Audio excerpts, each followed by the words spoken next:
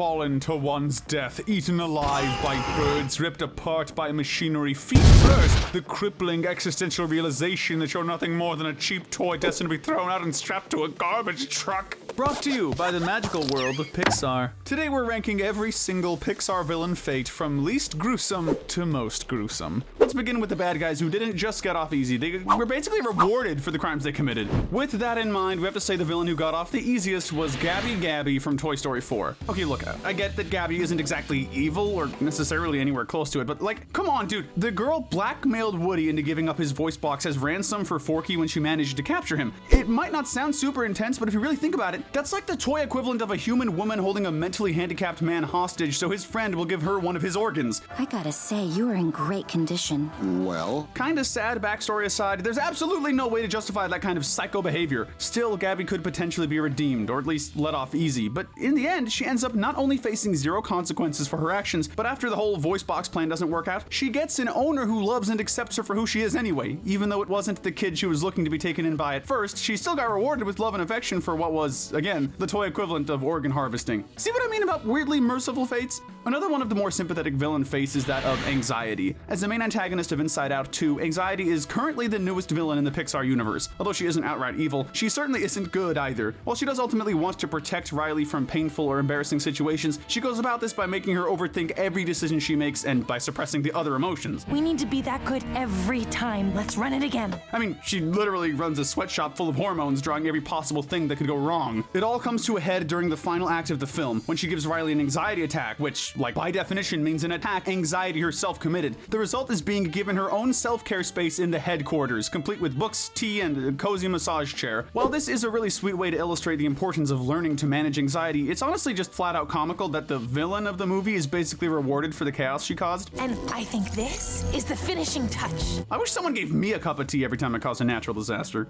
Darla from Finding Nemo may not be an outright villain, but I say she's worth a mention anyway. To fish, this kid is an absolute menace. She shakes their little bags to the point where they die. In her defense, she's a literal child. They aren't exactly known for being the most responsible members of society, but in any case, her uncle loves her enough to keep her from ever being without a pet for too long. Let's see those pearly whites. I'm a piranha. Which we're gonna count as a decent ending for one of Pixar's more innocent antagonists. To close out this category, we have Chick Hicks, one of those villains who's neither a mastermind nor a sympathetic figurehead. Chick Hicks is a rival racer to Lightning McQueen who's more than willing to play dirty. Although his foul play in the first movie loses him both fans and a potentially lucrative sponsorship, he's still awarded the Piston Cup trophy he really wanted. But honestly, that seems like an equal amount of good and bad stuff. But I wouldn't worry about it, because I didn't do it. The reason we still consider him as being rewarded is the fact that his unsportsmanlike win placed him in a big enough spotlight to have his own TV show in the third movie. He succeeded in the already difficult task of not being cancelled for betraying his fans, and then pushed his luck even further by bouncing back into the spotlight. I guess at the very least he's less harmful as a talk show host than an actual athlete. The guy just really wanted to get one trophy and disappear entirely. Like, I actually almost respect that. Almost. Now we move into the characters who got their comeuppance, sort of. Those slap on the wrist fates reflect at least some acknowledgement of the wrongs they committed. Kicking off this tier, we have Lightning McQueen's new rival, Jackson Storm. A young aspiring racer introduced in Cars 3, Jackson's new technology and superb racing prowess give Lightning a wake-up call that he's a little bit too old to compete with the new blood, or new motor oil. Honestly, neither Jackson nor his fate were all that remarkable. See, Jackson Storm is kind of an arrogant snob when it comes to racing, insulting older racers and having an ego even Cars 1 Lightning couldn't compete with. Morning, champ. How's our living legend today? His comeuppance? He doesn't win. It's simple, yeah, but it's effective and not excessive. There's not much to say here, so let's just take it as a friendly reminder that Cars 3 is surprisingly good and move on. Up next, we have Ming Lee. May's mother from Turning Red had a conflict with her daughter that plenty of Asian Americans resonated with. Although, and I don't want to speak for another culture, but I'm sure her mother turning into a giant red panda and terrorizing the Four Town concert venue was a little bit more exaggerated than the usual experience. The movie does a nice job of humanizing her, though. Don't worry, Maymay. I'll get everything you need.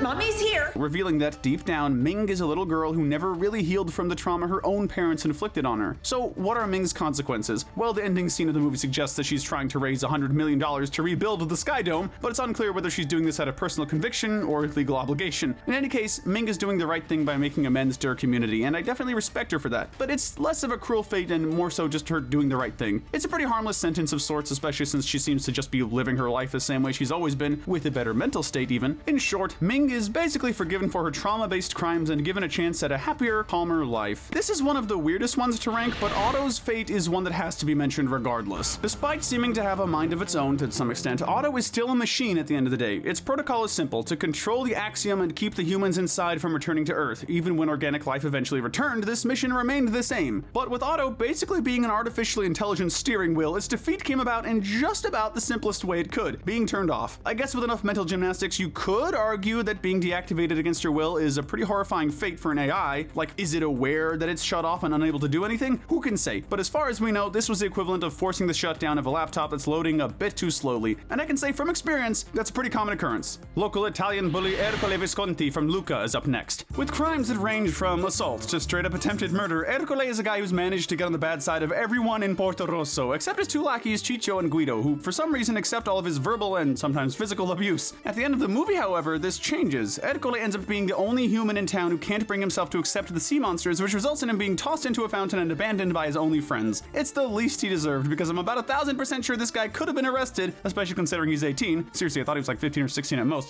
The guy's 18? You said that last year. But this year is true. Really, Ercole's ending was basically just him going from nobody likes him except two people to nobody likes him at all. Hopefully he'll take the results to heart and start changing his ways, but I think we all know how likely that is, right? From a pretentious bully to a monstrous sadist, Randall Boggs places next. If anything, Randall honestly deserved a worse fate than he got. He takes genuine pleasure in psychologically torturing children for the sake of harvesting their screams. This not only shows him to be guilty of cooperating with Waternoose's corrupt plan to keep the company running smoothly, but even more infamously guilty of crimes against both human and monster-anity. Just get me another door! Yeah, the door, yes, door! Randall is ultimately transported to a trailer park, and the door that brought him there is destroyed, so suffice to say he won't be returning anytime soon. Since he got the absolute crap beaten out of him by some hillbillies, he at least experienced a fraction of the pain he inflicted on others. Not to mention, obviously, not having a place at Monsters Inc. anymore. But like I mentioned earlier, the guy could have, and probably should have, gotten much worse punishment for what he did. Shh. Do you hear that? It's the winds of change. Next, we move into the characters whose comeuppances were a little more personal. These are the life-altering fates. These bad guys may have survived, but they are not gonna thrive. Next, we have Ratatouille's villain, Chef Skinner. Disrespecting the dead is bad enough on its own, but when you add an element of betrayal to it, it gains a whole new level of scumminess. Skinner was a close friend of Gusteau's, or so the latter thought. When Gusteau tragically passed, Skinner took over his restaurant, but despite this initially seeming like a nice thing to do, he also plans to sell a line of cheap frozen meals using his dead friend's likeness. This is simple. Just pull out an old Gusto recipe. Given Gusteau's genuine passion for food, I'm sure Skinner knew darn well his old pal would have wanted nothing to do with this. When Linguini is proven as the rightful heir to Gusteau, Skinner is taken down from his high position as a chef. He loses his job and salary, not to mention that frozen dinner business opportunity. The guy was so close to the riches and fame he desperately and selfishly wanted, and got it snatched away. But there's another villain who got an even crueler version of this ending. Another man blinded by greed, Big Al, is up next. Al might not be facing jail time for stealing Woody from the garage sale, but fret not. Karma did not go easy on this guy. Since Woody, Jesse, Bullseye, and Stinky Pete all managed to escape his clutches on the way to Tokyo, although one of those was against his will, this means that Al arrived at the toy museum empty-handed. In other words, like the animal mascot of his store so often is, Al is absolutely cooked. It's the Chicken Man!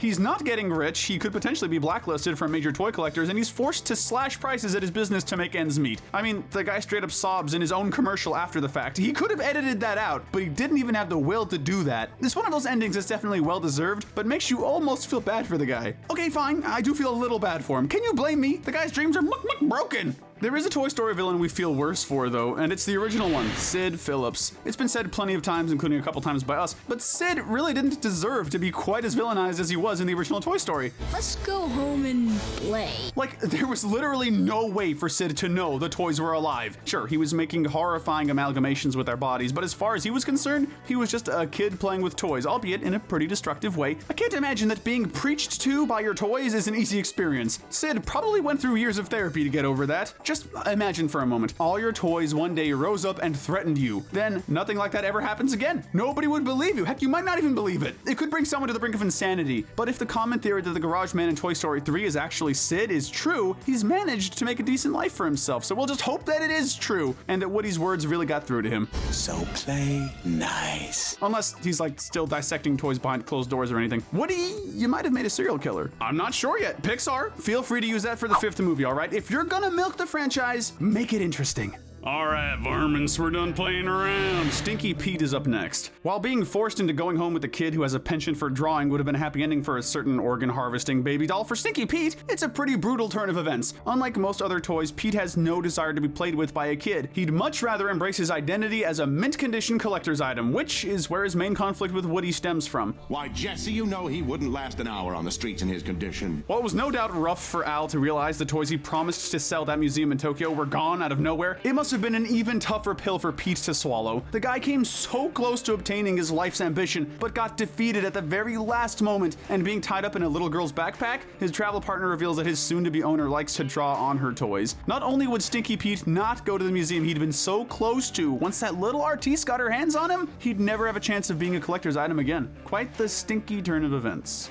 But our next category includes more life-altering fates, but this time, they're all behind bars. With how many characters we've talked about so far, it might be a shock that Evelyn Dever is the first one who actually gets legal punishment for her crimes. But given the gravity of said crimes, she still got off relatively easy. Sure, we don't have any confirmation of exactly what she's sentenced to, but she has one blatant advantage on her side. She's super rich! If there's one thing looking at celebrity culture has taught me, it's that you can get away with some pretty horrific atrocities if you have the money to bribe the judges. Or at the very least, escape with little more than a slap on the wrist. That said, I don't think Evelyn's gonna be getting off totally scot-free. She's guilty of murder, brainwashing, and even downright treason, so even with the best lawyers money could buy, I'd be surprised if she spent anywhere under 20 years in jail. I don't think the fate of Miles Axelrod is quite so debatable, though. Axelrod is the leader of the Lemons, a literal vehicle terrorist organization that used the most absolutely convoluted plans to make their money. Said plans included, but weren't limited to, the sabotage of a lot of powerful celebrities, not to mention the murder of others. After he's exposed, Miles is taken in by the British military police. How did the tow truck figure it out? And given that he's guilty of just about every crime in the book, assuming cars have a similar legal system, I'd bet that life imprisonment is the absolute lightest sentence Miles could expect.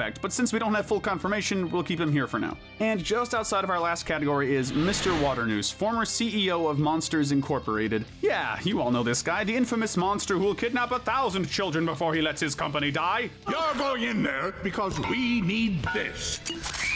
Even a society of literal monsters knows that's screwed up. They're not metaphorical monsters, after all, and since they have recorded footage of Waternoose saying exactly that, there's absolutely no way this court case wouldn't be a landslide for the prosecution. It could be argued that Waternoose's crimes would at least hold less legal weight than Miles Axelrod's, but the reason we place him lower regardless is because Waternoose didn't just get arrested, he lost everything. By which I mean, he lost his company, the one he cared about so much that he'd literally do basically anything to keep it afloat. After committing some of the most heinous crimes imaginable, he not only suffers the legal repercussions of his actions, he does so while knowing that he failed to succeed in his core motivation. That's brutal, man. Deserved? Absolutely. Brutal? Still absolutely. But at least Waternoose is alive, right? That's something. The remainder of the Pixar Villain Ensemble consists of those who ended up dead, or worse. First up, we have the main antagonist of Lightyear, Zurg, aka Future Buzz. While the final battle with Zurg was definitely one of the most bombastic in Pixar history, he also got one of the most instantaneous defeats. Failing to fix his mistake clearly did a serious number on Buzz's mental health. So as bad as this might sound, death almost sounds like a mercy for Zurg. You know what?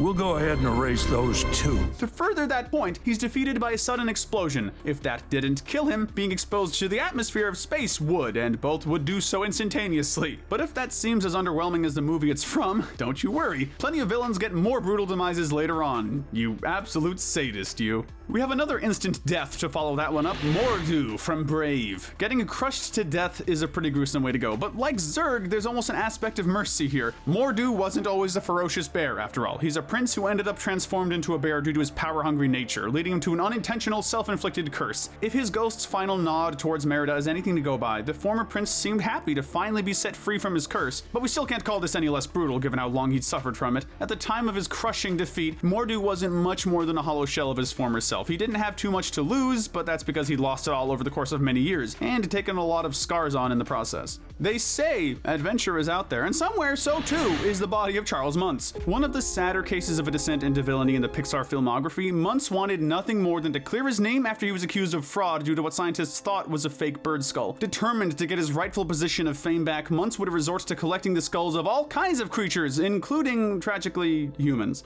They all tell pretty good stories. For an old guy like Charles Muntz to survive fighting on top of a giant airship miles above land is pretty dang impressive, but while that shows some surprising strength for a guy his age, it doesn't show nearly enough for me to believe he'd survive falling from that height. But hey, at least least he gets to look at some pretty balloons before he either blacks out or splatters on impact. That's something. We've officially entered our bottom 5 for the 5 cruelest fates in Pixar history, starting with Syndrome. Alright kids, gather around for a science lesson! This is your body. This is your body on capes. Still don't get it? Alright, let me illustrate. Take Syndrome here, or Incrediboy if you'd prefer. He would have preferred back then. Well, I've finally figured out who I am. I am your ward. Incrediboy! After getting on the wrong side of the Incredibles, he ends up meeting his demise during a last-ditch effort to screw them over. His cape gets caught in the fan of a jet turbine, drawing him in just slowly enough to give him time to be filled with nothing short of absolute terror, but just suddenly enough to where there's no doubt he died pretty much instantly. Syndrome was a truly evil man, and there's a case to be made that death was a worthy fate for him. But the shock and horror in his eyes during his final moments still makes you feel just a twinge of pity, doesn't it? Remember kids, no capes. Just outside of the podium of brutality, we have the not-so-good dinosaur, Thunderclap. It's truly ironic that Thunderclap, a guy whose main point of boasting was that he didn't know fear, ended up dying by that very same thing he was so sure he'd overcome. But when he made the mistake of trying to eat Spot during a storm, one roar from Arlo was enough to finally startle him. He ended up losing his composure for just enough time to get a hole bitten through his wing by Spot, and he spent his last moments in absolute shock and horror desperately trying to escape. But with a wounded wing like that, Arlo was able to throw a stick at him pretty easily, knocking him down. The result was Thunderclap being washed away in a river. If he didn't die from the impact, he almost certainly drowned. Kids' movies really have a way of reminding you just how cruel nature can be sometimes. For one of the most forgettable Pixar movies out there, this is a shockingly brutal demise. The Bronze Medal of Brutality goes to disgraced celebrity Ernesto de la Cruz. De la Cruz went from a beloved musical icon to a rightly condemned criminal. He managed to cover up the fact that he murdered his best friend Hector and stole his music, becoming a famous singer and the idol of countless people, including but not limited to young Miguel Rivera. It might seem strange to rank him so high up on our list for being crushed by a church bell, but he's actually the only guy on the list who had to go through the painful process of dying twice, once in the living world and again in the land of the dead. On that note, therein lies the main reason Ernesto lands so low on our list. The guy wanted to be remembered so badly to the point where he was willing to murder a friend and deceive the whole world for years on end to do so, and in the end, the people decided he was only worth being forgotten. Even if De La Cruz is remembered, it won't be by admirers anymore, rather, it'll be by the people who rightfully despise him for his crimes. But if he's anything like real-life murderers, there is a chance that he'll find some niche group on Tumblr or something that writes fanfiction about him, so maybe he can take comfort in that, or it can absolutely horrify him. That'd be funnier. This could be a hot take, but we're giving the Silver Medal of Brutality to Lotso Huggin' Bear. At first glance, his ending doesn't seem too bad, at least not compared to some of the others we've talked about today. After narrowly escaping death via giant furnace, Lotso's picked up by a garbage truck driver who has a special idea for him. Said idea is to zip tie him to the front of his truck as a hood ornament, forcing this, unbeknownst to him, sentient teddy bear dictator to forever be bombarded with dirt, bugs, and all kinds of filth. The only reason Lotso isn't number 1 is the simple fact that the trucker might give him an occasional bath, or if Lotso's the luckiest strawberry-scented teddy bear on the planet, the guy might have some kind of kid or nephew or something, and he could see fit to give Lotso to them as a gift. That's all speculation, but Lotso has at least some semblance of hope left. That's more than we can say for the holder of the Gold Medal of Brutality, which goes to none other than the original fascist Pixar villain, Hopper. Now, it's my understanding that everyone has heard how Hopper died, but in case you've forgotten, I think this other icon owned by Disney will refresh your memory. Yeah, like most bugs, presumably, Hopper is absolutely terrified of birds. That makes plenty of sense, of course. They're bigger, stronger, faster, and they just so happen to enjoy eating bugs. This leads to Flick and the gang's plan to take Hopper down by means of intimidation via a fake bird. When Hopper sees through the ruse, though, little does he know that he's just unintentionally signed his own death warrant. Hopper's already huge ego got boosted by that small victory, so much so that when faced with a real bird, he was convinced that it too was fake. Another one of your little bird tricks? Spoiler alert, it wasn't, and Hopper resultantly had to face the one specific creature he feared more than anything else. On a psychological level, this is almost indisputably the most brutal death in Pixar history, and it's made even rougher by the fact that Hopper spends his final moments desperately thrashing to try and escape his demise. Finally, there's the detail that Hopper is being fed to 3 precious little baby birds, so I can only assume that he's going to have to endure being ripped apart piece by piece, so everyone can get a share. Bird truly was the word on that fateful day, and for Hopper, it was an unspeakably horrifying word.